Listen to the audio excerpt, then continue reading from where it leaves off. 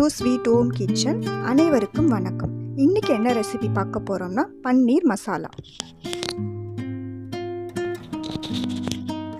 பன்னீர் 200 gram, Kashmir மிளகாய்த்தூள் 1 spoon, மஞ்சள் தூள் 1/2 ஸ்பூன், உப்பு கொஞ்சம், இதையெல்லாம் சேர்த்து மிக்ஸ் பண்ணி வச்சுக்கோங்க. இப்போ ஒரு பாத்திரத்தை அடுப்பில் வச்சுக்கோங்க. பாத்திரம் நல்லா சூடானதும் அதில் கொஞ்சம் நெய் ஊற்றிக்கோங்க. நெய் நல்லா சூடானதும் மிக்ஸ் பண்ணி வச்சுருக்க பன்னீரை சேர்த்து நல்லா வதக்கிக்கோங்க. ஸ்டவ்வை லோ ஃப்ளேமில் வச்சு இதை லைட்டாக வதக்கிக்கோங்க. இப்போ இது நல்லா வதங்கிடுச்சு. இதை ஒரு பாத்திரத்தில் மாற்றி வச்சுடுங்க. ஒரு பாத்திரம் வச்சுக்கோங்க. பாத்திரம் நல்லா சூடானதும் கொஞ்சம் எண்ணெய், நெய் கொஞ்சம் சேர்த்துக்கோங்க. இது கூட ஒரு பட்டை, லவங்கம் 2, ஏலக்காய் 1, பிரியாணி இலை 2 சேர்த்துக்கோங்க.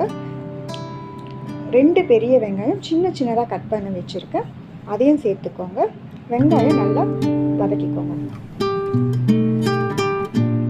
வெங்காயம் வதங்கினதும் இது கூட இஞ்சி ஒரு சின்ன துண்டு, பூண்டு 5 பல் சேர்த்து இதையும் நல்லா வதக்கிக்கோங்க. இப்போ இது நல்லா வதங்கிடுச்சு. இது கூட 1/2 ஸ்பூன் மஞ்சள் தூள், 1 ஸ்பூன் மிளகாத்தூள், இதையும் சேர்த்து நல்லா வதக்கிக்கோங்க. இப்போ இது நல்லா வதங்கிடுச்சு. இது கூட 3 பெரிய சைஸ் தக்காளி அரைச்சி வச்சிருக்கேன், அதையும் சேர்த்து நல்லா வதக்கிக்கோங்க. இது கூட கரம் மசாலா தூள் 1 ஸ்பூன்,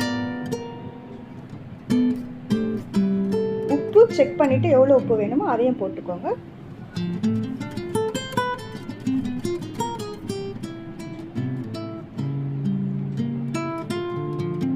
இது கூட ஒரு 1/2 கப் தண்ணி, இதையும் சேர்த்து இதை நல்லா ஒரு 10 நிமிஷம் நல்லா கொதிக்க விடுங்க.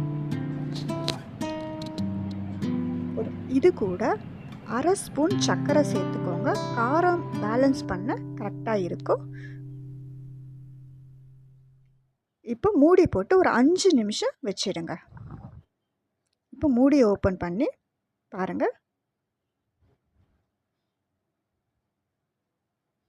ஃப்ரை பண்ணி வச்சிருக்கிற பன்னீரை சேர்த்து